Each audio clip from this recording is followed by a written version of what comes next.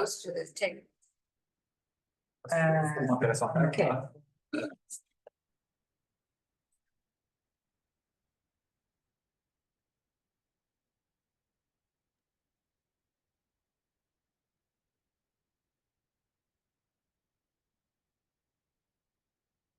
Bonjour, good morning to everyone in Canada and overseas. I am Chair of the Africa Study Group of the Canadian International Council in Ottawa. It's a real pleasure, as always, to welcome you to our meeting. And today the theme is the G7, G20 and Africa. I would like first to acknowledge that the Africa Study Group is hosting this meeting, this session actually, from Ottawa, on the traditional, unceded Algonquin Anishinaabe territory. Je tiens absolument à souligner que nous tenons cette session à partir d'Ottawa, territoire traditionnel non cédé du peuple Anishinaabe.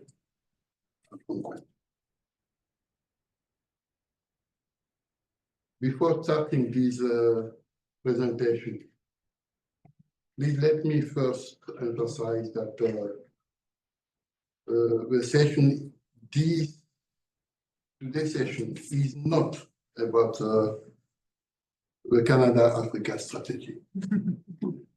I received many emails and calls. I think it was a bit confusing, but I would like to reassure you, it's not about the Canada-Africa strategy. A subsequent Africa Study Group events will focus on that thematic and will include various stakeholders.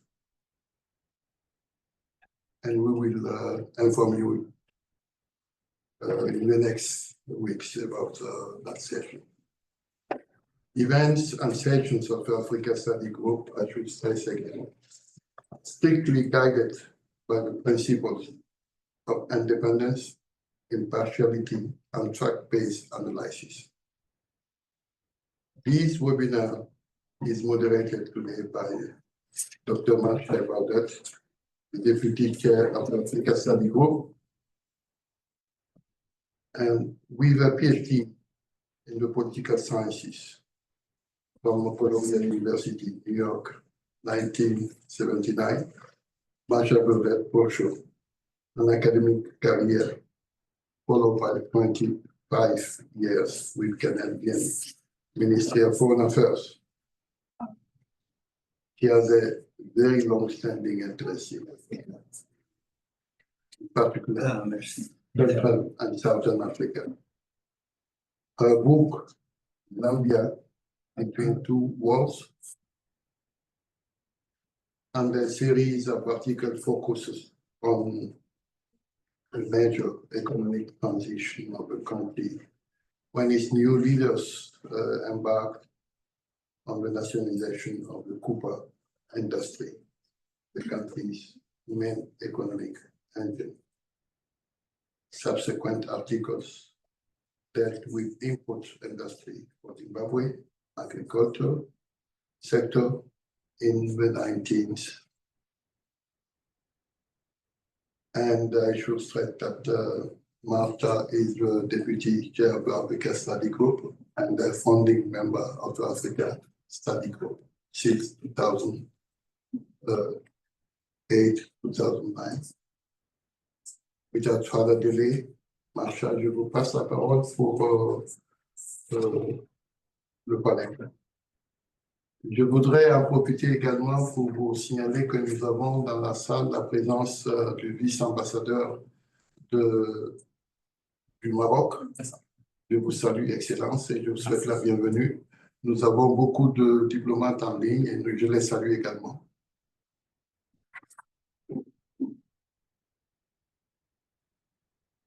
Merci, Chief. And thank you to all of our three panelists, two here in the with us in this wonderful NPSIA boardroom, the other one online from Calgary. And thank you for participating in our webinar on the G7, G20 and Africa. Merci à tous nos panélistes et aussi à notre audience. Bienvenue. Over the last half century, the G7 has served as an agenda-setting forum for the leaders of the most prosperous countries of the global north to meet each year to discuss critical issues facing the globe, both current and emerging. The G20 came into being in 1999 to draw together leaders from the global north and the global south as a forum for broader discussion and some decision-making on international issues. We'll hear much more in detail about that from John Carleton. In 2002, when Canada chaired the G7 leaders were joined in Kananaskis in Alberta by prominent African leaders, and they together agreed on an ambitious and comprehensive Africa Action Plan. Now, in 2025, Canada again heads the G7 at Kananaskis too, while South Africa chairs the G20. With threats to the rules-based multilateral system from the US, Russia, and others, can Canada and South Africa cooperate to strengthen and advance the discussion about the future of such a order, such a rules-based order with benefits to Africa? These are different days, different times, different crises facing the world and Canada in particular, but opportunities exist for new and expanded relationships. So we turn to the panelists for today. First of all, I will introduce all three panelists who've been asked to speak for approximately 15 to 20 minutes each. And after all of them have spoken, we will turn to the Q&A portion of our webinar. For any of you in the conference room, if you wish to speak, ask a question, make a comment, please signal so. And for those of you online, please type your questions into the Q&A section. Your questions can be in French or English. So let me introduce first our first speaker, John Carleton. John Carleton is the director and founder of the Global Governance Program, which includes the G7 Research Group, the G20 Research Group, the BRICS, that's Brazil, Russia, India, China, and South Africa Research Group, and the Global Health Diplomacy Program based at the University of Toronto. He is a professor emeritus of political science, having taught global summit governance and diplomacy and Canadian foreign policy. He is a fellow at Trinity College and a senior fellow of the Bill Graham Center for Contemporary International History at the University of Toronto. He has led a team of analysts to every G7 summit since 1988. That must be a record, John. And every G20 summit since the first in Washington in 2008. He's co-editor of Moving Health Sovereignty in Africa, Disease, Governance, Climate Change.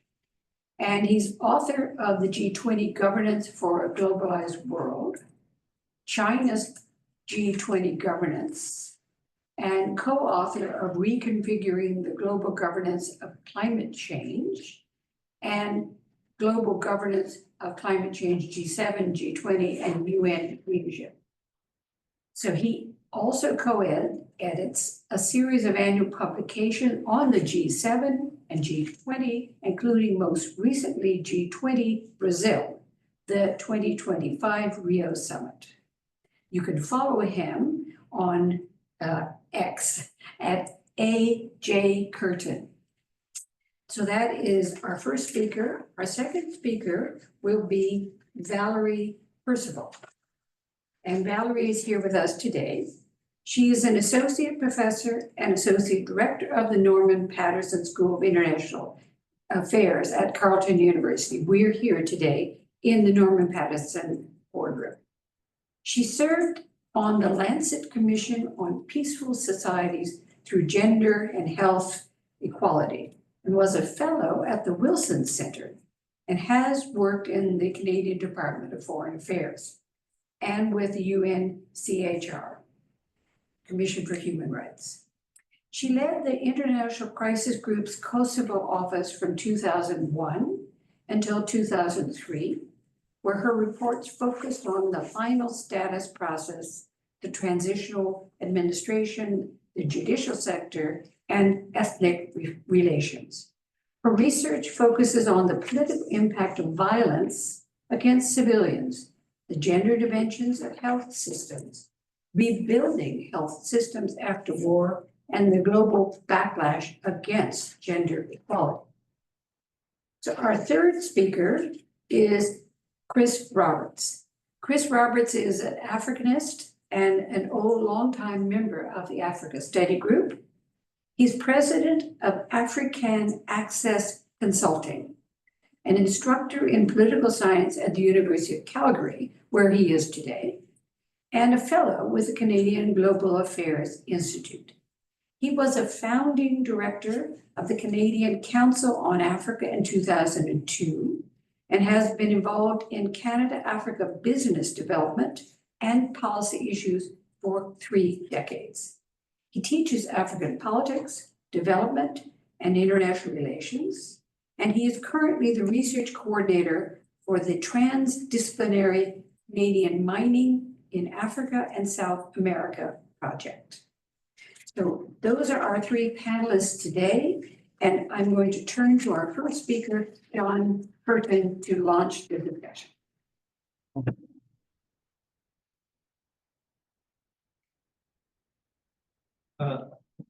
Bonjour, bienvenue. It's great to be back at the Norman Paterson School of International Affairs, my old alma mater, from which I successfully graduated in 1973. Today, of course, we confront the burning question of Canada's G7. Which only arose 2 years after I left in 1975.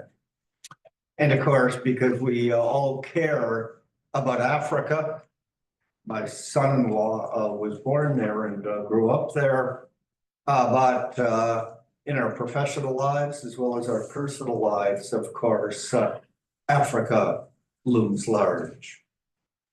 So the question, how will, can, and should Africa be discussed by the G7 leaders at their Kananaska summit on June 15th to 17th, and in ways that lead to decisions that will be delivered in the following years? At first glance, the possibilities, the prospects are very poor. Africa is absent in the publicly available agenda that Canada and is identified for the Kananaska summit. It's dominated by that agenda, by Ukraine, by war in the Middle East, and by artificial intelligence. Africa is also absent from the many commitments that G7 foreign ministers have met at their meeting in Munich in February this year, and then more recently at Charleroi on March 14th. The leaders of the United States and United Kingdom, 2 key G7 members, are drastically reducing their official development assistance, which the G7 summits have always supported, with a great focus on Africa above all. One remembers the historic Glen Eagles summit of 2005.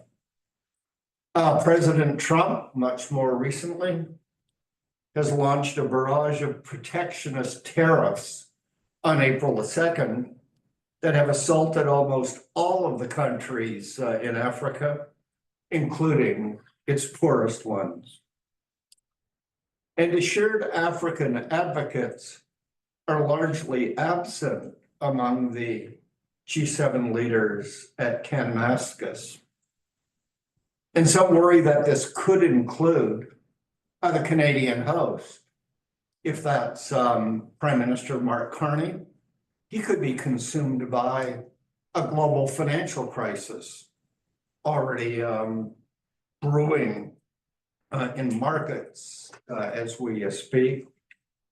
And if it's Prime Minister Pierre Poilievre, he's already declared on the campaign trail and indeed on TV last night that he's going to cut official development assistance.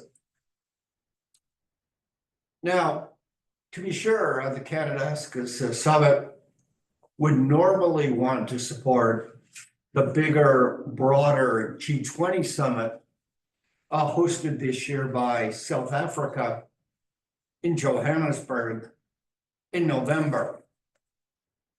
This is the first time it will be held in Africa, and on its very comprehensive agenda, it has put Africa first. But its most powerful member and leader, Donald Trump, has refused to allow his foreign minister and his finance minister, Treasury Secretary, to attend the opening ministerial meetings of the G20. And then Donald Trump himself has just said that he's not going to go to the South African summit because of what he sees as the host government's policies on, well, genocide against white farmers. So, what do? Well, we take a closer look, and if we do that, I think it points to a much more promising conclusion, a basis on which to build for all of those who care about Africa and making the Kananaskis 2 summit work for Africa as much as or even more than Kananaskis 1 did in 2002. I argue that many of the existing priorities at the Kananaskis summit, the ones we know about, can adopt Africa as the solution and not the problem of the critical problems, indeed existential ones, that we now face. And that G7 foreign ministers this year have already publicly accepted a long list of African solutions to their leaders' top priorities at Kananaskis. They cover 1, peace and security, priority number 1 for Kananaskis, and for the foreign ministers, 2 so far, an agenda that includes, in its African context and relevance, Iran and its nuclear program.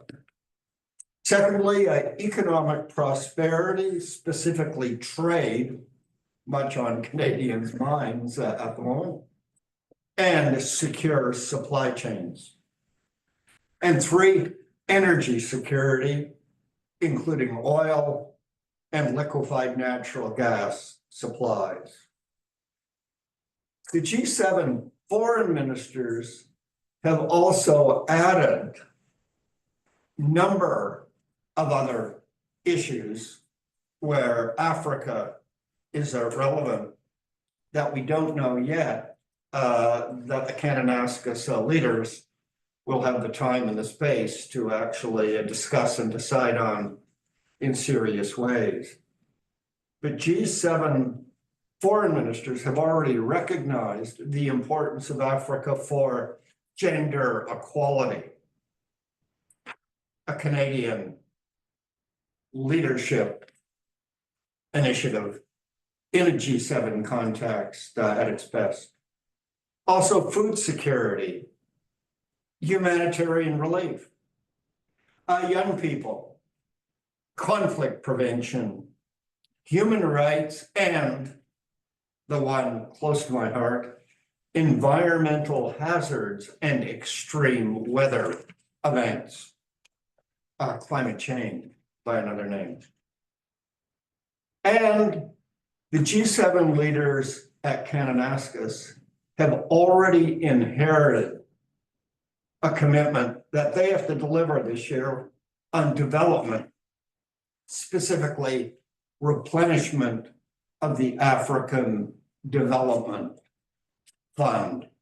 So even though some of them feel cash strapped, have no spare money for Africa, they already promised last year when the Ukraine war was waging and other demands were big, that they would replenish the African Development Fund. And I think that because all of the leaders of the G7 countries are democratic leaders, they're there because the people vote for them or their parties. So the least we can do is to ask them to keep the promises they've already made again and again and again, and as recently as last year. That's when the one on the ADF was made. So let's look briefly at what G7 summits have done on and for Africa and with Africa in the past, in a bit more detail of what they've done so far this year, and what they will, can, and should do, and then after Kananaskis in June. So the past. Since they started making commitments on Africa in 1985 through to the Apulia Summit, that's in Italy, June last year, they have made 479 commitments on Africa. So it's not an afterthought. It's really been quite central to what they do at these summits. When the Cold War ended, the great victory, the attention and the commitments on and to Africa spiked. Denver in 1997, 9 commitments, but then they soared at Kananaskis 1 in 2002. 87 commitments were made there. That's an all-time high. I don't think we'll get even 87, let alone a higher number at Kananaskis 2. But I think we have every reason to remind the G7 leaders that they did it before, and they can and maybe should do it again. Since 2001, that was the Genoa Summit, they have made commitments on Africa at every in-person summit they've had. So at least they could do one or more on Africa at Kananaskis 2. And last year, Apulia, well, they didn't produce 87, but they did produce the second highest number on Africa ever, 56 commitments at Apulia. Which country, when it hosts a summit, does most for Africa? After all, the hosts get to define the priorities, set the agenda, and hold the pen to write the commitments that the public outcome documents produce. The answer is pretty clear. Canada comes first, thanks largely to Kananaskis 1. G7 summits hosted by Canada have produced 123 commitments on Africa, right? Almost a quarter of them. In second place comes Italy with 83. In third comes the United Kingdom with 77. Next, Germany with 73. Then Japan, 47. Then France, well, a bit dropped to 37, even though it's linguistically connected, let alone its imperial history to Africa, the way that the United Kingdom is. The United States, despite its large Afro-American population, comes dead last. It's produced only 20 commitments on Africa. So this is one of the subjects, recalling that the US is due to host the G7 summit 2 years from now with Donald Trump as president. We can't leave this to the USA or even to France next year, if you will look at the numbers, all right? You have to count on Canada to do it now. What subjects have these African commitments covered? Well, the big four: development first, with 131 commitments, then food and agriculture, then regional security, which of course is the #1 subject for Canadaskis, Ukraine, Middle East, Indo-Pacific. And then close to my heart and to Professor Percival's, health with 48.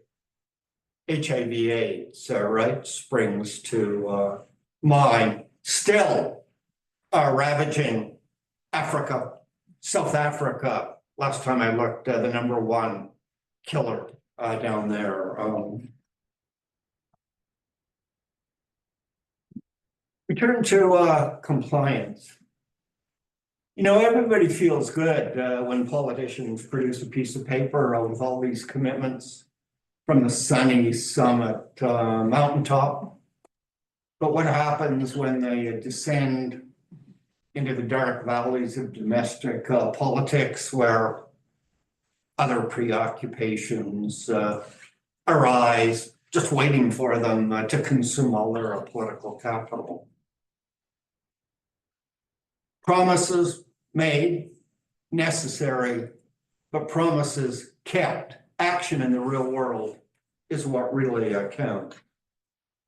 And here, the news is pretty good. The commitments that G7 summits have made on Africa have been complied with by their members, implemented the following year at an average of 76. Not bad. I may be. Well, that's disappointing for students at NPSIA, right? But in the broader averages at universities across the land, that's above average. And it's about the average that the G7 countries have in their compliance with all of their subjects since they started in 1975. So in terms of compliance, Africa does, as well as the G8, G7 as a whole. They started pretty low, but then have increasingly risen. The last time Canada hosted Charlevoix, Quebec, Justin Trudeau was the quarterback, right, the host. They produced a number of African commitments. Compliance, 100% perfect.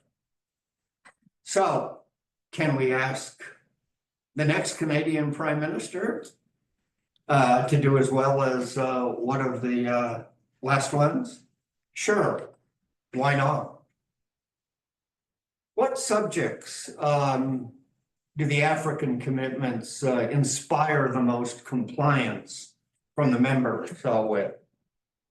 Number one, might come as a surprise, human rights. And we always have to remember that the G7 was founded with two distinct foundational missions. One was to preserve within its own members, including the USA, and to promote globally the values of one, open democracy, very much in doubt today in the USA and indeed elsewhere. The second was, well, the French held the pen. They call it individual liberty. We in the Anglosphere call it human rights. So human rights, you get compliance on the African agenda and the commitments that flow from that. Secondly, the environment, the natural environment, 84% compliance, right behind human rights, which had 85. And next, that great Canadian initiative, it started, by the way, at Kananaskis 1, gender equality, right? 82%. Crime and corruption, 82. Regional security at 81. Development 80. Food and agriculture 75. So if this is the African agenda, we need our leaders at Kananaskis to make commitments on. We have every reason to believe that they will be complied with at a high level if they do. Which countries comply the most? Well, on development overall, it's the United Kingdom, 87%. So we really do need Sir Keir Starmer, all right, to hold the line, even though he's got to build up his defense spending too. Germany second, the European Union next. The United States, 77. So we've got to bring President Trump back into the fold. Canada and France about average, 76. But well, we're actually in a pretty good fiscal position relative to the other G7 members. So there's money there. If we can just convince the Canadian Prime Minister that Africa is the solution to the things that he cares most about. What about last year? It was only last June. The G7 leaders there made, as I said, 56 commitments on Africa. They covered 10 subjects. Development was first, food and agriculture, then came infrastructure and energy. Compliance, well, we haven't finished the year after. It's still a work in progress. But on the African commitments, by December 20th, and that was after President Trump had been elected, compliance with those commitments was perfect, 100%, right? So there's a lot of big momentum on Africa already on all the things we count. So prospects and possibilities for Kananaskis. So I think we do have to remember that we do have a few African advocates at Kananaskis. And the first, of course, is the G7 leader who is meeting in the White House, President Trump as we speak, Giorgia Meloni of Italy, who, of course, produced Apulia with its 56 commitments on Africa and 100% compliance with the ones we've measured so far. And Italy is the frontline state. Africa is its next door neighbor. Algeria, Tunisia, and Morocco, if I remember my geography well.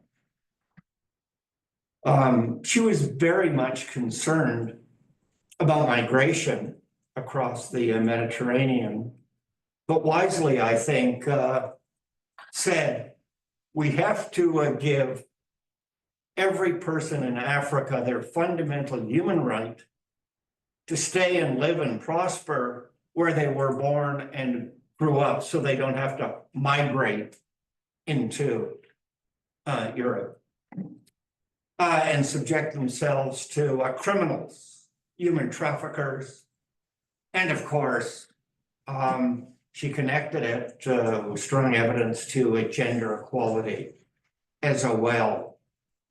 I know that President Trump cares about migration and criminals, so I think the logic could well be applied at Kananaskis too.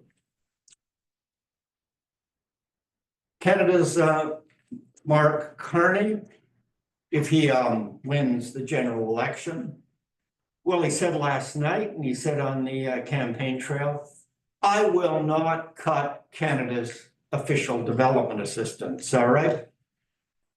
So we just have to ensure that he's got enough for Africa as well as Ukraine. Then, of course, the European Union leaders, especially von der Leyen, who's been there a long time, knows how the system works, and the European Union cares about Africa too. So what can we ask them to do? And I'll end here. One, as I mentioned, do what they promised last year. A successful replenishment of the African Development Bank. And even amidst the global financial crisis, 2002, actually 2008, 9, 10, I remember that Stephen Harper's government managed to find money for the African Development Bank and its fund. So if he can do it under those conditions, certainly the Canadian Prime Minister can do it and get his colleagues to do it now. The second is to convert into commitments all of the things that the G7 foreign ministers we know have agreed on at their summit so far with the US Secretary of State, Marco Rubio, fully on board, all right? And what are they? Conflict and instability in the Democratic Republic of Congo and Sudan. We unequivocally denounce the ongoing fighting and atrocities in Sudan, I quote, including sexual violence against women and girls. So the G7 agrees on that. And I think that's a leader-like thing for their leaders to say again and to act on at Kananaskis. It's led this fighting to the world's largest humanitarian crisis and the spread of famine. And twice they affirmed in an African context the G7's distinctive foundational mission of human rights. Flash forward from Munich to Charleroi. I'm Mélanie Joly, right, the Canadian Foreign Minister. They welcomed, I quote, the existing initiatives such as the G7++ Friends of the Gulf of Guinea that Canada chairs, right? Quote, inordinate Houthi attacks on the Red Sea that have disturbed international trade and exposed neighboring countries to environmental hazards. So the environment's on the agenda. Enabled by Iran's military financial, and intelligence support. They issued a separate statement on maritime security and prosperity, where they spoke of in cooperation with the African Union, the newest member of the G20, the need to work with it to enhance maritime supply chain resilience. It's not just about automobiles across the Canada-US border. And for safeguarding energy and food security.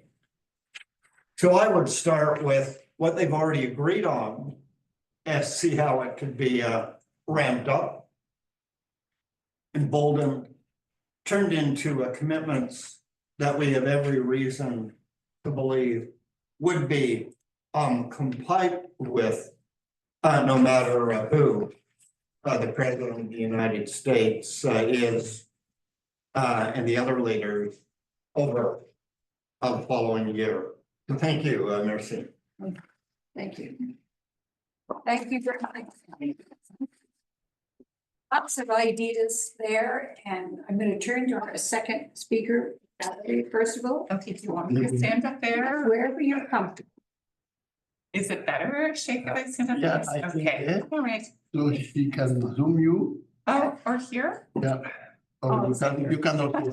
Okay. Excellent, that's fine. Are my, okay, super. And those will be shared with the. Excellent. Well, thank you very much. Thank you, Marcia and Sheikh, for inviting me. And it's always a pleasure to share the stage with Canada's Encyclopedia of G7. We're so privileged to have that knowledge here in Canada, because it is really important to measure these commitments and to look over time and how they are adhered to. So my name is Val Percival. I'm an associate prof here at NPSIA. And I think Marcia invited me because I wrote a piece in the Globe and Mail a couple of weeks ago. And it was a piece that called on Canada to change its G7 agenda in the context of Donald Trump and his blowing up of the world order. And so this is going to be what I'm going to talk about. I'm not going to be as perhaps organized as John, but I'll just quickly overview the context and then talk about Canada's current engagement and then this moment that we have. So basically my argument is that Canada needs to seize the current moment. We need to address the immense challenges that have been left because of Donald Trump's actions. And the G7 is an important opportunity for us to show leadership. And we should do it even if the United States decides to leave Kananaskis and Donald Trump decides to leave Kananaskis. So in terms of our context, I wanted to start with a little bit of optimism in terms of Africa. I've been privileged to live and work in Africa. I lived in Guinea for a year and then also lived in Mozambique for 3 years. And it is a rich, diverse, and a continent filled with enormous human capital and potential. And we're seeing regional institutions and cooperation grow and flourish. It's growing in strength and it's growing in influence. And my area of expertise is health primarily. And I'd like to point to the African CDC as being an incredible leader in health. And we're seeing that leadership in terms of its initiatives and its advocacy for Africa to develop its own vaccine manufacturing capacity and its own pandemic response capacity, surveillance capacity. And that's the kind of thing that I think we're starting to see in Africa. We also see enormous opportunities as a result of the African Continental Free Trade Agreement, innovation in science and technology, as well as a growing and more influential private sector. And we also, as John mentioned, the South African presidency of the G20, which has been really bold. They have a sophisticated and ambitious agenda that includes many things related to health and economic development. So next slide, please. But then there's the sad side, the bad side of the context. We have President Trump. So he has basically blown up the Western liberal order and through his impacts on trade, the tariffs on trade. And that will have a significant impact on Africa, even if those tariffs are suspended. Its impact on the global economy will reverberate in Africa, and a huge impact on development and humanitarian assistance. And I'll show some of that impact in a second. African economies are still reeling from some structural challenges of the past 5 years, the long tail of COVID, its impact on human capital, its impact on supply chains, indebtedness, and I'll show some slides related to the high level of debt. So Mozambique, which is particularly close to my heart, I saw a statistic this week that after you take debt payments and salaries, there's only 7% left of its budget to really innovate, to deal with infrastructure and development challenges. And there'll be growth constraints as a result of the global economic environment. The other thing that I think is really important to note is multilateral cooperation. It's really unclear where the UN system is going as a result of the US actions to kind of change the nature of global cooperation. You know, one thing that happened on yesterday, which I think is really an important advance, is that there has been a commitment amongst leaders, absent the United States, at the World Health Organization for a pandemic treaty. And that remains to be voted on in the World Health Assembly in May, but nobody thought it could be done, and it's been done. And so maybe that is an example of the rest of the world coming together and trying to fill that gap left by the US and use this as an opportunity. But I think that it's still quite unclear what's going to happen in terms of multilateral engagement, and particularly in country. So I was talking to a friend of mine who works in Mozambique, and she was mentioning that there's a lot of growing resentment at the number of multilateral organizations that are active. So, and each of them has an office, and each of them has a staff, and none of them share services like cars, et cetera. And so I think there needs to be a lot of rethinking about how multilateral organizations engage in context in Africa. Next So slide. excuse me, Valerie. The slides are not changing for everybody on Zoom. So we're still I'm on the first sorry. slide. Oh, sorry.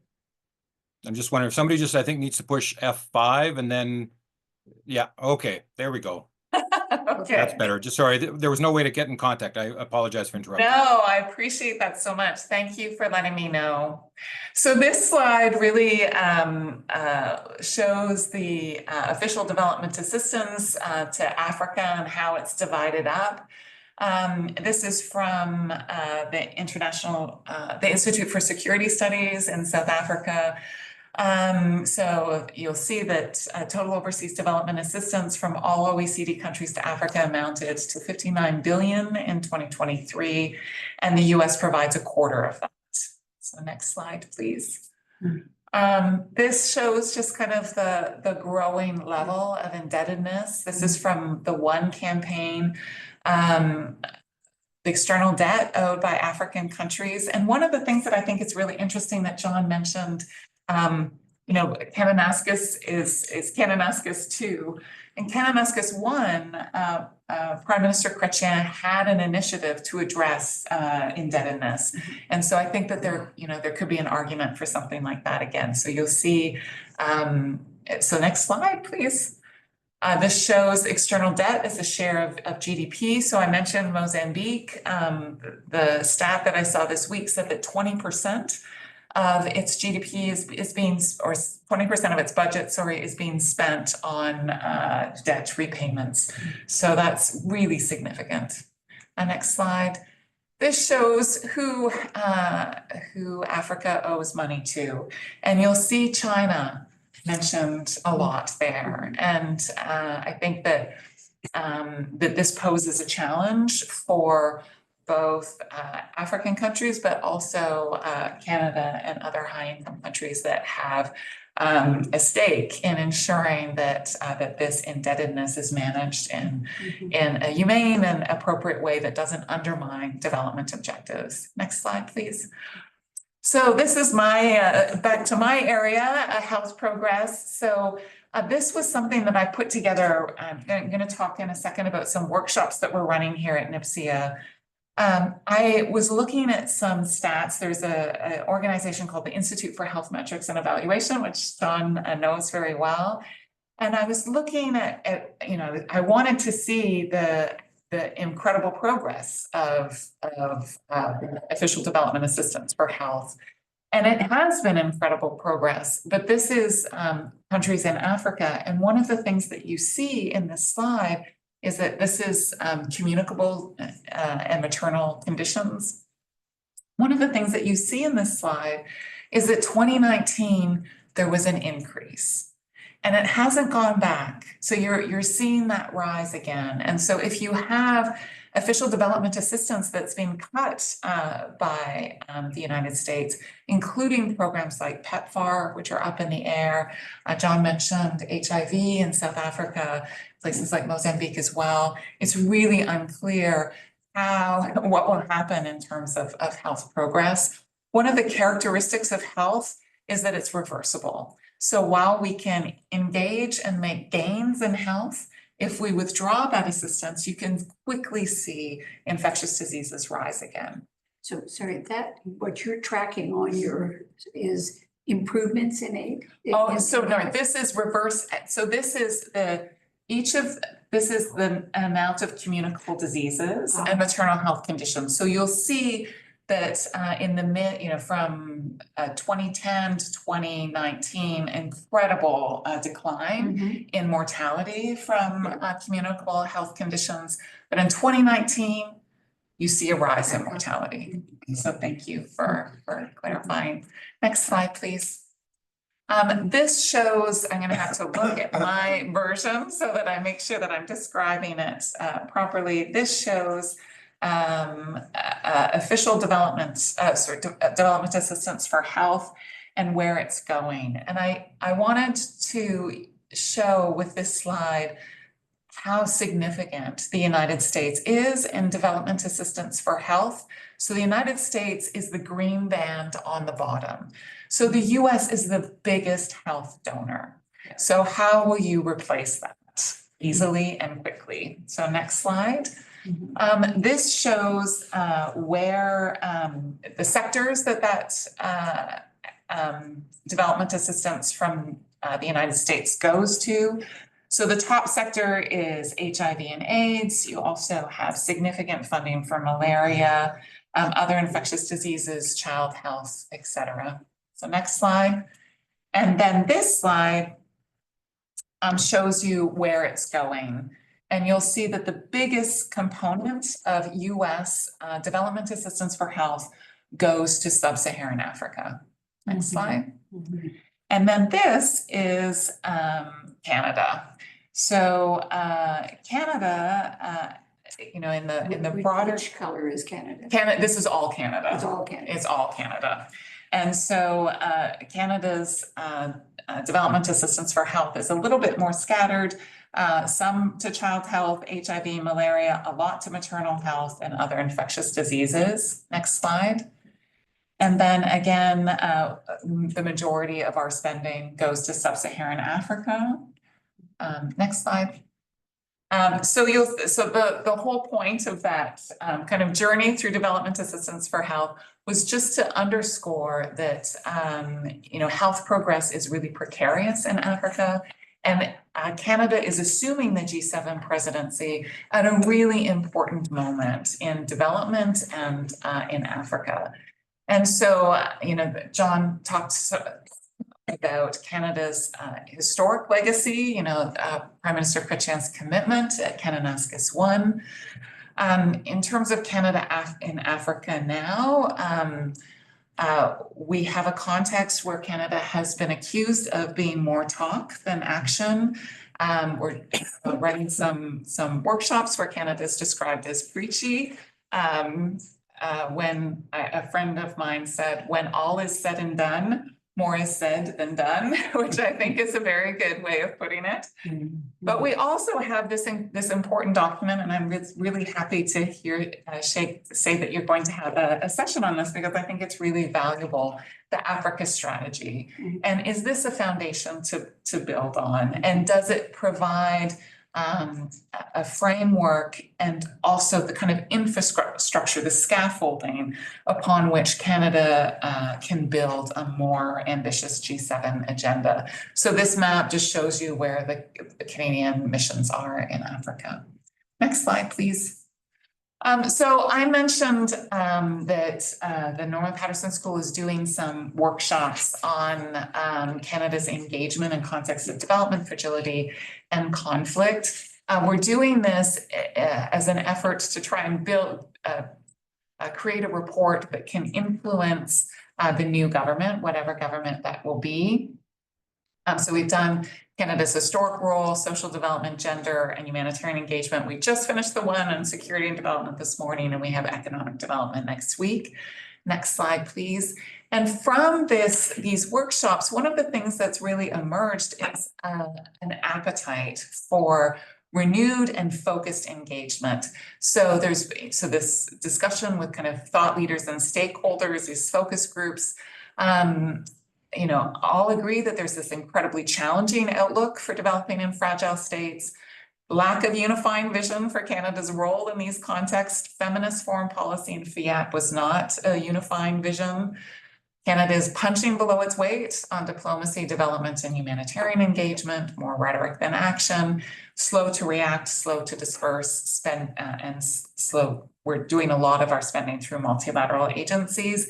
And one of the things that happens when, as you all know, when we spend through multilateral agencies, a big portion of that goes to administrative overhead. And so less money lands at the feet of recipients, I guess. Next slide, please. So there is this commitment to the Canadian value of development and humanitarian aid. And we need, the next government really needs to convey to Canadians the value of this. There's been a reduction in engagement with researchers and with technical expertise through almost advocacy-driven foreign policy, and we need to reverse that. And there are these real opportunities that exist that have been discussed in these workshops. Canada always talks about its convening ability, and we do have a convening ability, and particularly in the African continent, and with an enhanced diplomatic presence as we're opening a few more missions. We should use that convening power for coalition building and for real partnerships. We can be a thought leader on how to address these current challenges, better use technical expertise and deployments, and really kind of think hard and try and galvanize this potential for innovation. So next slide, please. So I think that this is really Canada's G7 moment. And in this, we didn't address the Africa specifically in the op-ed that we wrote, but I think that Kananaskis does present an opportunity for Canada to re-engage in Africa, to clarify its commitment to Africa, because it will be a new prime minister. And so the Kananaskis Summit provides that opportunity. Again, convening power, build coalitions and partnerships, undertake research and innovation. One of the things that friends have told me is how, with the reduction of US ODA, you're seeing partners on the ground really come together, national organizations and international NGOs. Scarcity breeds partnerships, so they're coming together more in the spirit of partnerships. And this is an opportunity to really make, I'm not a huge fan of the term localization. I prefer kind of nationally driven development, but really focus on putting civil society researchers and national partners in the driver's seat, with Canada supporting them. Canada as a thought leader. Really, I think Kananaskis is an opportunity to address the challenges of US funding withdrawals. And by June, it might become a little bit clearer the extent to which that will have an impact. Enable partnerships for social and economic development and the impact of debt. I think that, you know, Canada has kind of bench depth, I guess, in terms of economic expertise on this and on innovative financing, et cetera. Promote innovative models for social development. So we have Grand Challenges Canada and the health sector that's doing amazing work. And I think that we can use that model. You know, have a global health initiative at Kananaskis, and again, commits to gender equality. I wouldn't be a gender advocate if I didn't end on that note. I think one of the challenges with FIAP is that, again, it was a bit too preachy, and it talked about feminism, and it was seen as a Western imposed idea of gender equality. But we know that more gender equal societies are economically more prosperous, socially more socially builds social capital, and also enhances human capital. That needs to be, how that gender equality happens needs to be defined by countries themselves, but we need to maintain that commitment to gender equality. And I think that's my last slide. Okay. Valerie, thank you very much for that. Wonderful to see the statistics on health issues, giving a lot of precision to the argument. For the people who are listening online and also us attending, we always video these webinars, and we post them on the Africa Study Group website. So anybody who wants to go back and go over some of these slides more slowly and look at this rich information that Valerie is presenting us, and also John's comments earlier with touching on so many things, you'll be able to find them on the Africa Study Group website. Can I just add a point? Yes. In my slides, there's, and I can share them with you. I have the sites that I got those stats from. So Great. That's always good to go Great, back that's to. very good. And if you be comfortable, we could also, if you share them with us, we can put those also on the website as well. And then just finally for Chris, who's waiting there patiently for his opportunity to speak, we've asked our tech person to extend the webinar time period, so we have a bit more time. We don't have to stop promptly at 2 o'clock. So we'll turn over to our third panelist today, Chris Roberts from Calgary. Well, great. Thank you, everybody. Just first of all, the sound check. That sounds okay? Yep. Fine. Excellent. Perfect. Okay. Well, that was a fantastic introduction. I mean, Professor Curtin's detailed outline of the commitments made to, about, and for Africa at the G7 since 1985, that Canada actually does stand out in that list is important. And I'm going to talk a little bit about why that might be and why that's important looking ahead. What I'm going to do, though, is I'm going to do 4 short sort of pieces to my presentation.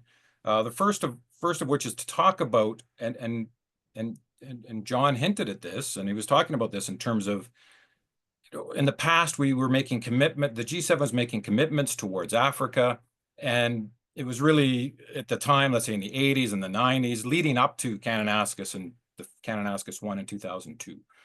The focus, of course, seemed to be on development, humanitarian, that old school kinds of approaches, which did start to shift from my perspective in 2002, not completely, but it started to shift. But I think what's important today is that the structural global importance of Africa is more real than it has ever been. And I think that the G7 and G20 are starting to realize that, although sometimes individual governments are not necessarily seeing that structural shift. And unfortunately, I still think that's true in the Canadian political elite, even with there is some exceptions. So I'm going to talk about how I sort of see the global structural shift of Africa that needs to be addressed by the G7 and G20. looking ahead. I'm going to do a little bit of an analysis just on the last the G7 summit in Italy, where if you look at the final communiques, where did Africa pop up? John mentioned the various commitments. I think it was 56 from last year, but I'm going to speak about it more in terms of what that was signaling for last year, which seems like a decade ago in terms of geopolitics, but what was signaling last year that it should also signal for this year. I'm going to talk then briefly about the unique position of Canada within the G7 vis-a-vis the African Union and the African continent. And then I'm going to close with a warning to Canada, Canadian policymakers, that all of everything else I've said and everything else everybody else has said during this session is leading up to. So I'll end with a warning. So it's a cautionary warning. It's not a all hands on deck kind of warning. So first of all, I just want to speak to, and I'm not going to go into any detail. I'm not going to use any slides, but why is Africa important for geopolitical, economic, and security stability? And in the past, Africa was always seen as a challenge. It was threatening security. It was threatening economic growth.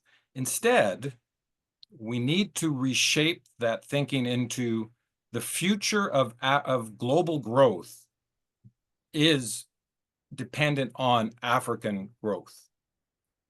The world did benefit from Chinese growth from the 1970s, or let's say the 80s, 90s, 2000s. The world benefited. China, of course, benefited, but global growth benefited everybody. Indian growth, as you know, in let's say 1990, 2000s, that also helped with global growth. But China has plateaued. The population is declining. India probably cannot grow at this pace it was growing at before. Africa could be growing at 5 to 10% on a continental basis, which then drives global growth. And until the rest of the world understands that to maintain living standards everywhere, growth has to shoot up on the African continent, then we are all kind of spinning our wheels. So that's my first one. So the demographics of Africa are determining that. The demand in Africa is determining that. And by demand, I mean everything from demand for education, but demand for energy. For African countries to grow faster, they need energy. They don't just need clean energy, and this is where I might upset some people. They need energy. And without that, and without that being a focus, and it was a focus last year at the G7 in Italy, which is fantastic. I'll talk about that in a second. But the demand that Africans have will drive the global economy.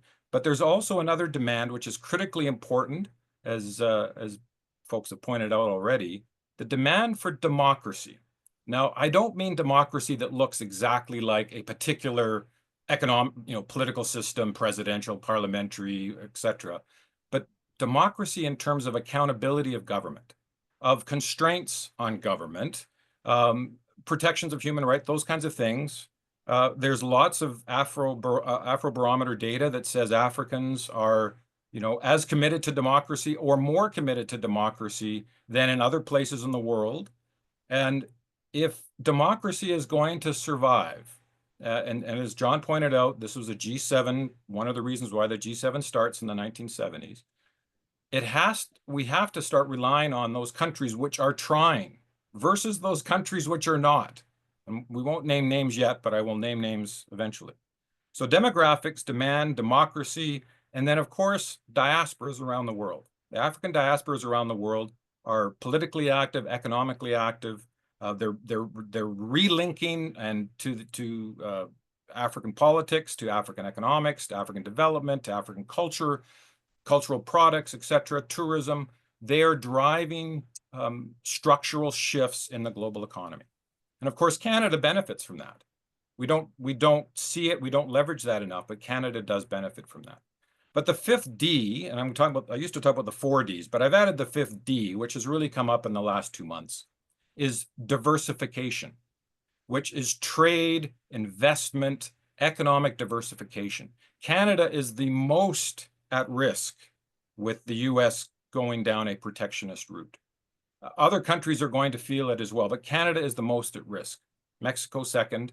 But other, as some countries in the world are becoming more nationalistic, more interested in self-reliance on a broad basis, not just in terms of critical mineral supply chains, but on a broad basis, that is going to constrain global growth. It is going to shrink the global economic pie.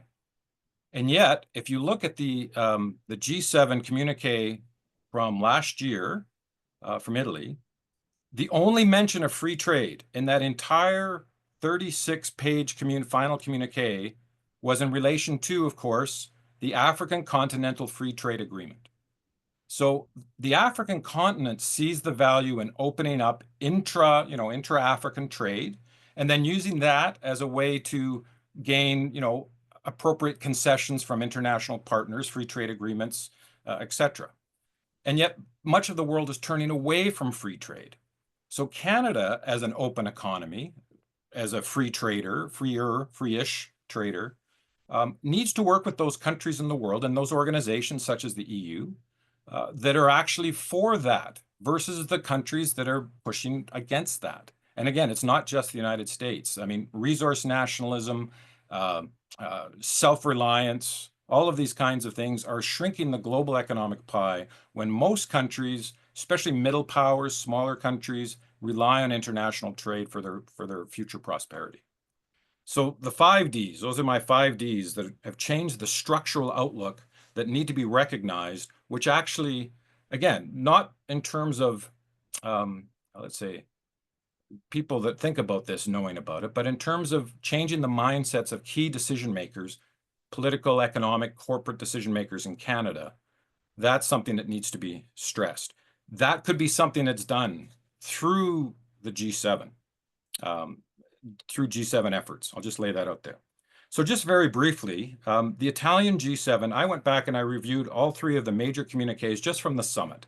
There's also all sorts of other communiques from other ministerial meetings before and after, etc. But just from the summit, there was 3 major communiques. All 3 of them mentioned Africa, not just mentioned, where Africa was a central focus of commitments, initiatives, etc. 61 mentions of Africa in a 36-page final communique, 1 whole page just on the Energy for Growth in Africa initiative, and then the G7 outreach 2-page communique, again, 2 sections that actually, where Africa was either front and center or was actually mentioned in the context of energy. So that's a lot of, again, Italy putting Africa, making sure Africa stayed on the G7 agenda. And that's something that where you could maybe say a marker has been laid down by the Italians on that. Free trade is only mentioned in the context of Africa. The Energy for Growth in Africa initiative does focus, from my perspective, maybe a little bit too much on only clean energy or sustainable energy. If you actually are interested in reducing emissions, natural gas, for instance, that replaces coal and biomass, goes a long way to reducing emissions. So I think that's one thing that, here we are going to be hosting this summit in the Oil and Gas Center of Canada, right, just outside of Calgary. Putting energy on that agenda will make Canadians excited, people in Alberta excited, and it plays to the strengths of Canada. We're not just an oil and gas country, although that is our largest export, but that means, we're also a big mining country. We're also big in alternatives. We're big in nuclear. So maybe there's some way that Canada can really leverage that energy focus and make that, expand those commitments towards Africa, because Africa cannot grow without energy. Okay, so those are the 2 first things. The structural change of Africa that should the G7 needs to adapt to. Italy laying down the marker on Africa at the G7 for its own internal reasons, right? We understand that, but also the G7 agreed. So the G7 has done this, not just Italy. Now, why is Canada particularly, let's say, ahead of the game, as John pointed out, on commitments to Africa? And I would argue it's because of our kind of unique position in the G7, right?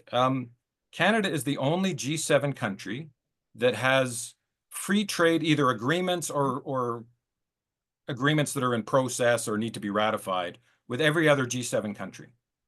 So that doesn't exist in other places. So there's one unique perspective. Another one is that Canada is the only G7 country that's a member of both the Commonwealth and the Francophonie, which means then you have extra diplomatic and cultural linkages to more countries across the continent than any other G7 through those international linkages. Canada's long been a member of, was one of the first outside members of the African Development Bank, which has been mentioned, the replenishment that needs to happen this year.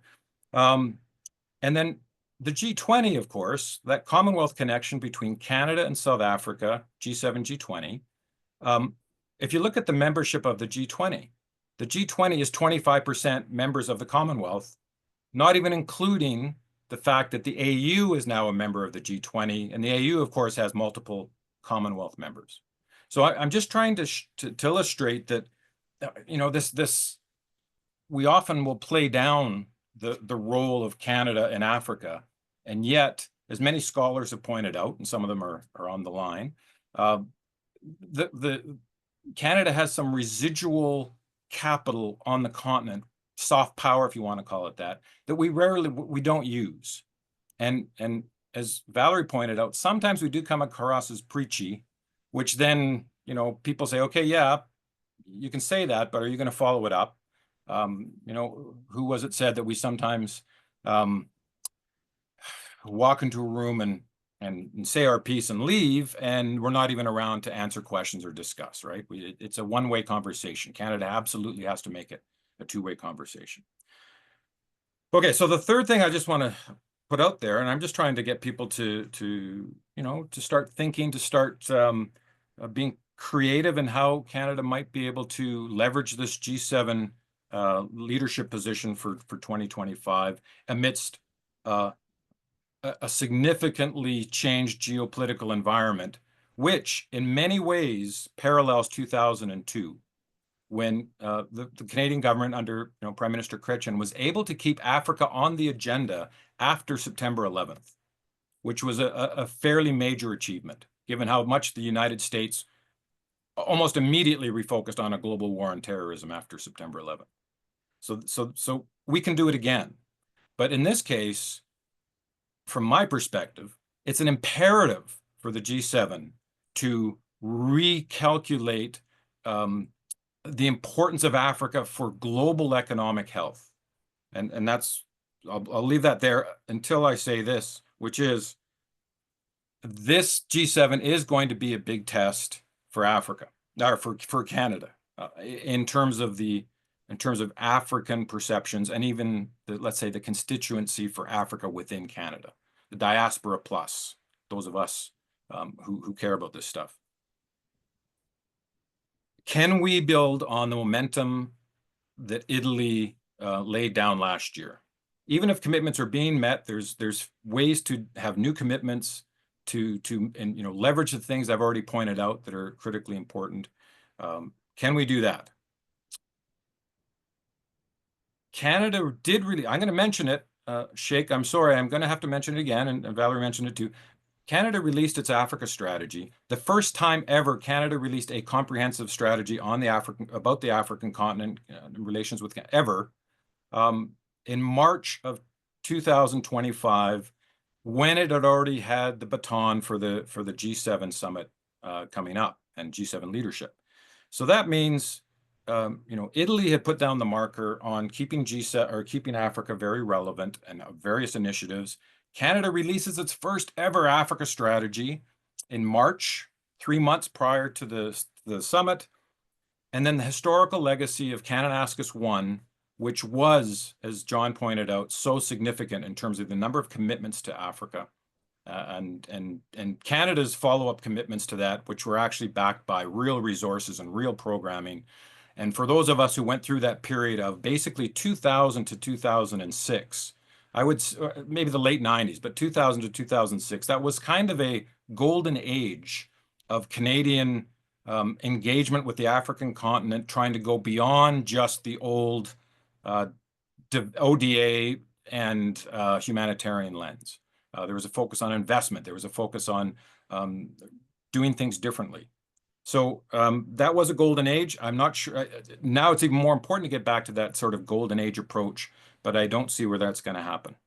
So the warning, the big test is, and the warning that's, I think, needs to be put out to an incoming government, whoever that is, and of course, senior leadership at, in our foreign affairs bureaucracy, et cetera, is that there is a lot of expectations, both within Canada and within Africa, and within, I would say, the African Union, that Canada leading at this critical moment and having the summit at Kananaskis is going to put a lot of pressure on Canada to actually be more relevant, have this summit be more relevant and more attuned to the relationship of just global relationships, especially between the G7, the G20 and Africa, than it would have otherwise been.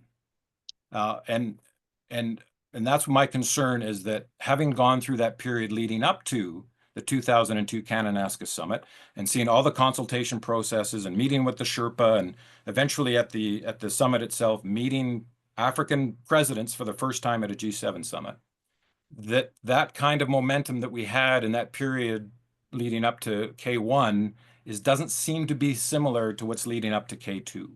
And I know we've had an election and the geopolitics have changed, but that doesn't change the calculus that Canada, as a trading country, as a middle power, one dependent on multilateral institutions, one that's committed to democracy, needs to find partners that are committed to the same things. And some of our old allies are no longer that committed to those things anymore, but other countries in the world absolutely are, and many of them are in the African continent or the AU. So I'm just going to leave it there, and hopefully I've sparked some concerns, but also questions that we can advance in a broader discussion. Thank you. Thank you very much, Chris. Lots of creative ideas and energy in your comments, much appreciated. I'm just going to take a moment as the moderator to ask one question to all the panelists, because we've talked about the G7, the G20, but there's been very little actual talk about the G20. And I know John's written on it, so I'm sure he has lots to say. But I guess my question here is, could you just give the audience a little bit more on the role you think the G20 could play in all this? And I guess I'm thinking of a political moment.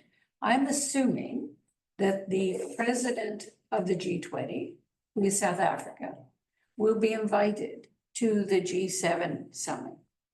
And perhaps also the chairperson of the African Union, maybe in that same capacity. And I would think that there is a moment, there is a crossing over of these two groups with the potential for some very creative movements in the direction that Chris is mentioning and Valerie is mentioning on health and so on. So I'm just going to ask for a moment, if I could ask whomever would like to talk a little bit about the G20, just for a bit for our audience. I'll go first. The G20 is the only plurilateral summit institution, arguably the only multilateral institution of global relevance and reach that a Canadian conceived and that Canada co-created along with our friends from the United States. Larry Summers, the Treasury Secretary. The Canadian was the Honorable Paul Martin, and then the Right Honorable Paul Martin. One can make a case for the Francophone Summit, even the Commonwealth, the heads of government meeting, but the G20 is really the only one. So, and we got to host and chair it the fourth time it met. We had to wait till the end of the batting order, Mhm. seventh in the G7. So the G7, well, they didn't see the relevance of Canada as much as the G20 leaders did, and an equal number from what's called the global south, as well as the global north end of the global south, trusted Canada, right? Rather than saying it's our turn. Now, I think, I expect that should it be Prime Minister Carney, he will invite President Cyril Ramaphosa of South Africa to the Kananaskis Summit as a guest. He's already invited President Zelensky, right? Mhm. If it's Pierre Poilievre, I have many more doubts, but the question for Cyril Ramaphosa is, and then bounce back to Mark Carney, given what President Trump thinks of South Africa, Yes. which I mentioned, would Donald Trump say, oh, if he's going to be there, I'm not going to come, Mhm. forcing Canada to make a cruel choice between the USA and South Africa. Mhm. It's not 100% zero certain actually what choice Canada will make, but it Mm. and there's various ways of solving that. The African Union, and yet I don't think it's even on the long list. It's very impolite to say, I'll say it diplomatically, but the African Union does not have the same capability as the European Union.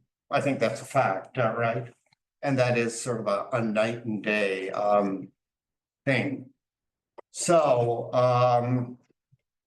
there could be other Africans that would be next on my list with memories of Kananaskis one. And then I'll end here and turn it over. For many years, Canada and other G7 members invited the big four. South Africa, yes. I mean, after all, Nelson Mandela is a Canadian citizen. Obasanjo of Nigeria, right? Second biggest country, Commonwealth. And it was selected by Paul Martin and Larry is actually a full member of the G20. They knew from the very beginning you needed not just, you needed more Africa in the G20. So I wonder if on the G20 reform agenda for South Africa, that idea will reappear. But c'est un pays bilingue. So we needed two francophone countries. So it was Bouteflika of Algeria. Why not Morocco? You can tell me. And then Senegal, right? Senegal. So I think either Prime Minister Mark Carney, and he has the prerogative, or a Prime Minister Pierre Poilievre would be well advised to fish in the Francophone Africa pond rather than go up to, is it Ethiopia, which is the home of the AU? And I find it difficult for even who's in charge of it. And there's kind of two people in charge. It's this. So anyways, voila. Great, thank you. Valerie, did you want to weigh in on G20? I don't know the G20 like John does, but I will say one thing that I think Canada could learn from South Africa in terms of its presidency. And Chris mentioned how in the run-up to Kananaskis 1, there had been this extensive consultation with civil society and academics. I know several people that have been consulted by the South African presidency of the G20 on a poly crisis, on pandemic preparedness, and Canada just isn't doing that anymore. And so I think that it shows just the power of that kind of leadership, of intellectual curiosity, et cetera. Chris, I'm not sure whether you want to weigh in here on the G20 issue, or secondarily, I know you're helping us keep an eye on any Q&As that might be in the system that we can't see. Yeah, no, I don't think I'm gonna weigh in yet on the G20 things. I think both John and Valerie have talked about that. I am looking at the Q&A. You know, here's a broad question, and I'm not sure of the, let's say, the background to this question. It's a very simple question, but I'm going to put it out there. Why is there a need for a commitment for Africa? Which is a very meta level question. You know, why is there a need? I assume, why is there a need for a G7 commitment for Africa? And I guess at all. I mean, that's all the question says. So I'm just curious if anybody is willing to tackle that that meta level question. For it. Do you want me to start? So I think that what we're seeing in the world right now is, you know, the kind of challenge to Western liberal institutions, the trading system kind of collapsing, geopolitical tensions, and I fear that if there isn't an explicit commitment to Africa, it could, you know, the challenges of the withdrawal of US official development assistance, for example, would go without notice, or without much notice or much attention. I think one of the legacies of COVID, and this precipitated COVID, but we're seeing countries look inwards more. And I think that was accelerated after COVID, and this increased nationalism doesn't necessarily bode well for our engagement in more kind of vulnerable countries in Africa on development assistance and humanitarian assistance. And without that explicit commitment, I worry that the money will go elsewhere, the attention will go elsewhere, and we'll miss some of those great opportunities that Chris talked about, but that ultimately require a certain level of stability and human capital to take advantage of. And we know that health, for example, is a critical prerequisite for that. Quite simply, Africa is our future. And since the G20 is often thought of as an economic and finance institution, let me speak economics to begin with. If you want growth, and I think that's where Chris started, I learned in Eco 100, you had to combine land, labor, and capital, okay? Labor is the easiest, right? It's people. And up in the global north and China and even India and elsewhere, we're dying out. We're getting old and dying, and we're not having nearly enough babies of our own, not right, to replace us. And I don't think humanoid robotics are going to come on stream fast enough to do all the sharing and caring things we need. In fact, the only continent in the world that's the opposite is Africa. That's where the young people are. It's getting younger.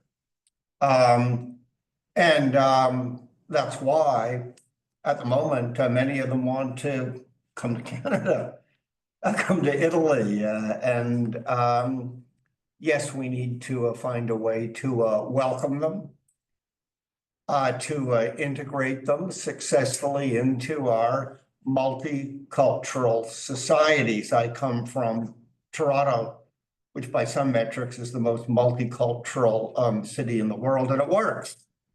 And those who live in London, England can make a similar case. Land. Here, Canada is like Africa. We are natural superpowers. Africa is a continental size one. And you can't have an economy unless you have an ecology. So the ecology should come first. a tropical rainforest. Yeah, the Amazon, right? We think of Brazil, but number two, and maybe soon number one, given what's happening over in Brazil. It's Africa. It's the Congo, right? Or if you look at other resource endowments, Canada's maybe the number two or three uranium power in the world, and that matters for clean energy through small modular nuclear reactors, the latest thing. But if you want to do all the critical minerals, the rare earths, we've got some, but Africa's got a lot more. Oh, and that's why Donald Trump, if you say, Donald, why do you need Africa? Oh, it's the critical minerals in the Congo, but he wants them all for himself and he wants to get them. It's the next Greenland, right? Or Gaza Strip, right? All for America, the way he behaved during his early days as a real estate developer in New York. So there's great partnerships for Africa. They've got the land, they've got the labor, but most of the financial capital, including the human capital, entrepreneurship, lies up north. Let me just take one on artificial intelligence. We need to make our AI, I'm fond of saying it was invented in Canada at the University of Toronto, my colleague Jeffrey Hinton. We need to make it accessible to Africans so they can use it, so we don't create a new digital divide. They're ahead of us on some of the old digital divide. Mobile payments. Canada invented ATMs. We should use them, but it was Kenya, right? NPSIA, right? Payments from your iPhone. And one final thought. The great financial crisis, the global financial crisis is G20. And the one before was the Asian turned one. Only a few countries didn't create or compound them because they had banking systems that were intact. One was Canada, another one was South Africa, right? And the most respected finance minister at the G20 when it began was Trevor Manuel of South Africa, right? And so we've got a great deal to learn from Africa, and we've proven we can cooperate with it on many things, including in military security, but I'll save that for another time. Okay, Chris, do you want to also respond to that question, or did you have another one on the Q&A line?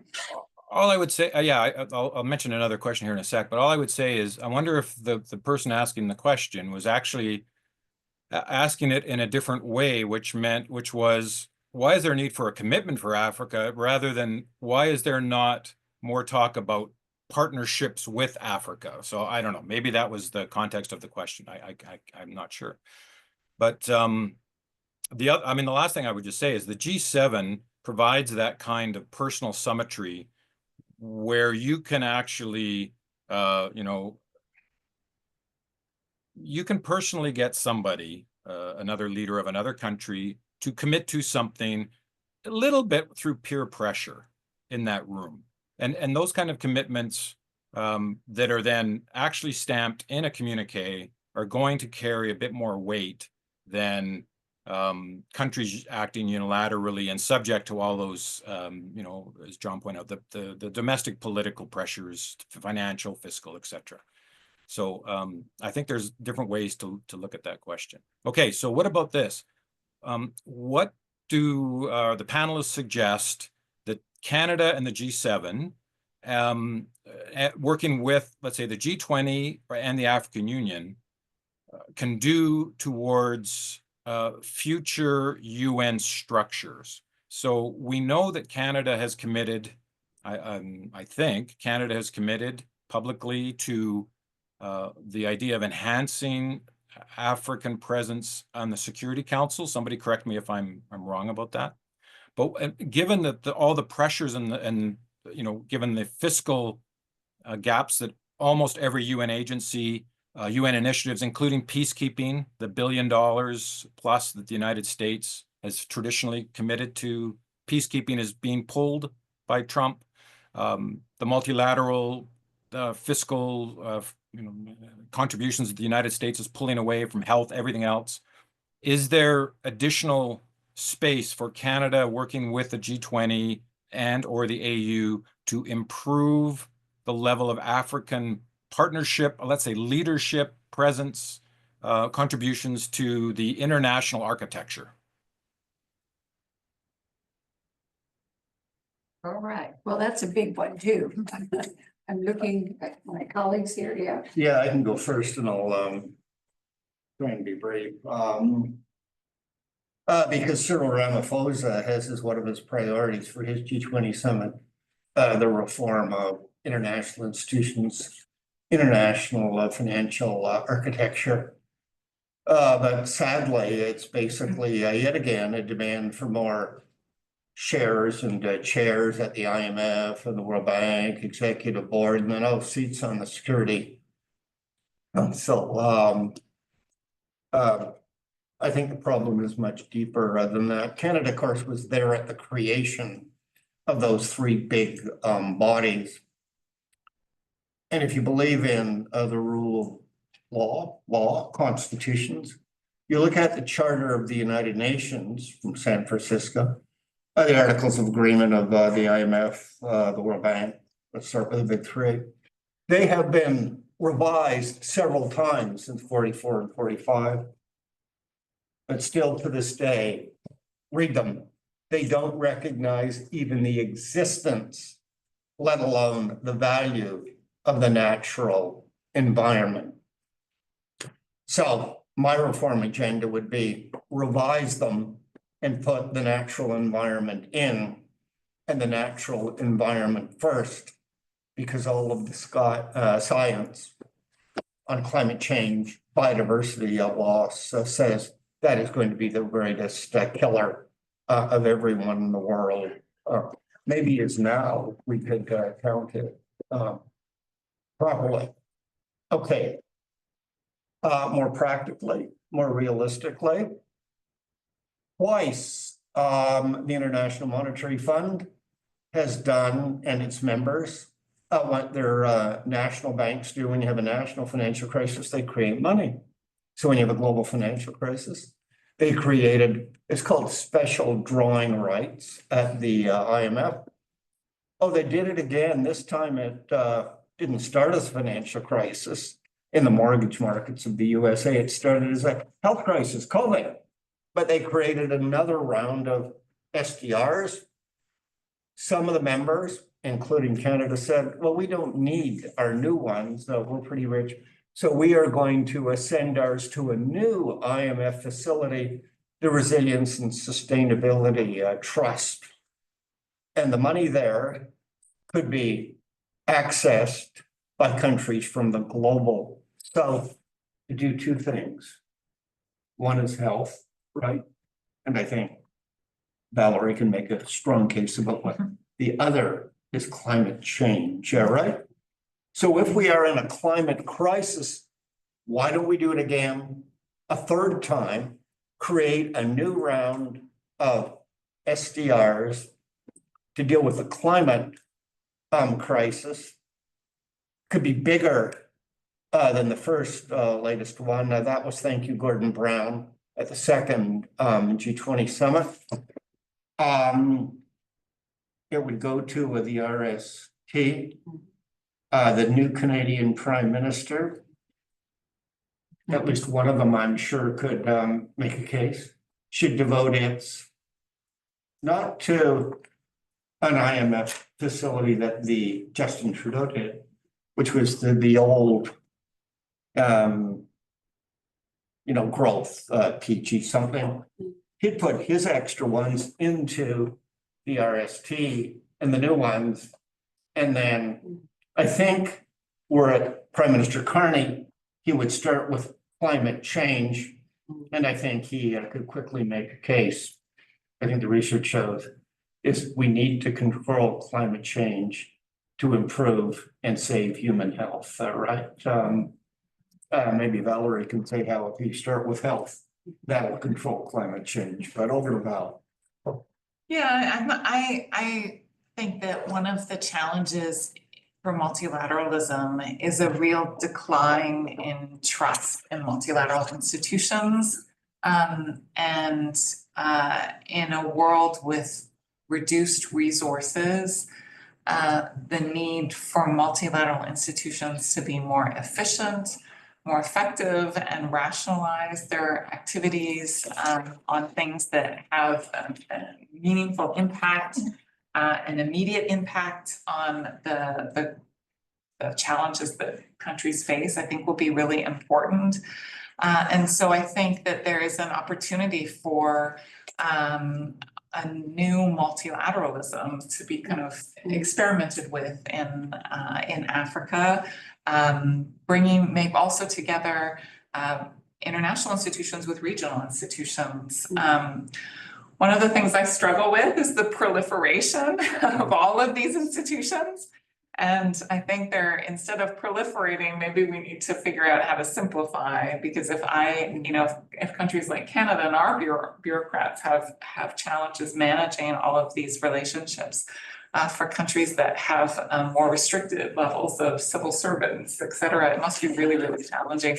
And I know my colleagues in the health sector really struggle with navigating the health architecture and health funding. So I think there's a real opportunity for this kind of new multilateralism that's more efficient, responsive, and effective, that can help build trust and show the true value of that kind of global cooperative action. So Chris, I'm going to turn to you and ask you also to just deal with this question, but I'm going to just also say this is our last 5 minutes or so we have for the webinar. So I'll ask you to speak, and then we'll thank all the panelists, and we'll turn to Sheikh to do the concluding of the session. Yeah, I'm just going to quickly say that there's some many good questions in the chat, which should be saved for when you do your panel on the Canada's trade strategy. So there's some that are really good for there. There's overlap, but that's really where they should be focused on, I think. I don't think I want to add to this. I mean, we are in a crisis of multilateralism, and I think Canada needs to seek out within the G7 framework, within the G20 framework, within its other bilateral and multilateral relationships, seek out those countries that are actually committed to multilateralism for the goals of particular multilateral institutional missions, not for just the goal, as John said, just to get, I just want to be there, I want to be present, I want to, for reputation. Those countries that are serious, they're serious through their actions as much as their words. They're serious in terms of their commitments to the things that, shared values of the Canadians share. I think that needs to be a more focused multilateralism given the way the world's going. And my concern is not just in the United States, but also in Canada, also in Europe, also in other parts of the world, this America first, Canada first, EU first, those agendas are actually going to make international global growth and international security worse rather than better for all of the individual participants. So I think this is such a more critical moment today than it was even 5 months ago. Canada hosting the G7 and working with South Africa as the G20 to try to maintain some semblance of multilateralism as the foundations, which are often fiscal, like budgetary foundations, are crumbling. That's what I just stopped there. To get one last question, I'm just trying to get a question that isn't too much on the trade strategy, where I could talk about it for half an hour. But on, yeah, I'm just trying to figure, okay. I mean, very good questions. I don't want to, I'm trying to just get questions that are more specific to this. And I think this one we've already touched on, so I don't want to talk about that one. No, I don't know. Is there any Okay, questions that Chris, maybe the I think- panelists have? I think we've given you a very tough job to try to sort through questions with very little time.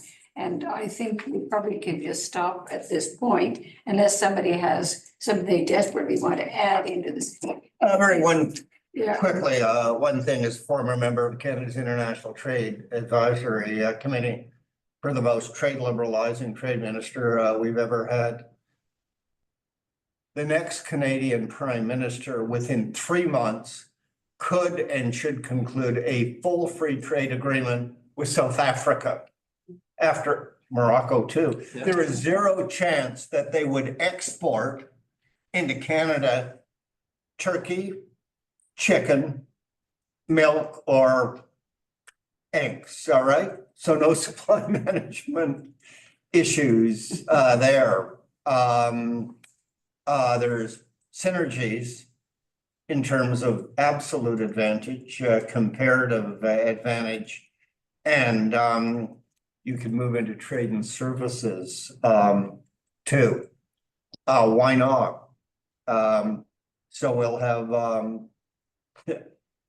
free trade, not only with every member of the G7, full free trade agreements, as Chris said, but with every democratic member of the G20. So Australia could follow South Africa, right? But let's do it right now. Thank you very much. Valerie? Oh, no, I'm fine, thanks. Okay, so I want to thank our panelists very much for giving us creative ideas, lots of information, lots of thoughtful perspective on health in particular. Chris, very much thank you for your comments on the general multilateral scene and the trade aspects in particular. We know that there are colleagues of ours from the Global Affairs Department who are listening, and we hope there are more people in the Canadian government who are also listening, and we certainly, our membership is listening. So let me turn over to Sheikh Bangura to close the session.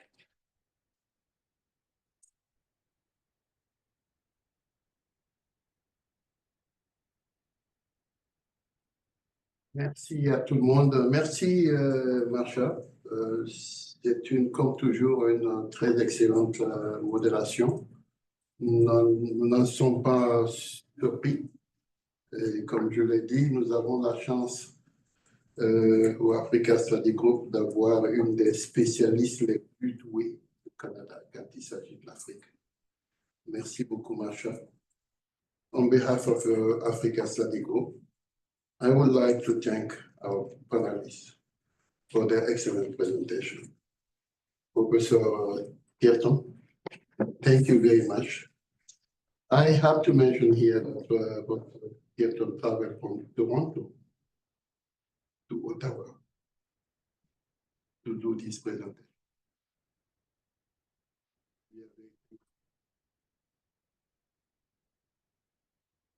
Christopher Roberts, merci. We have been using you today as a technician.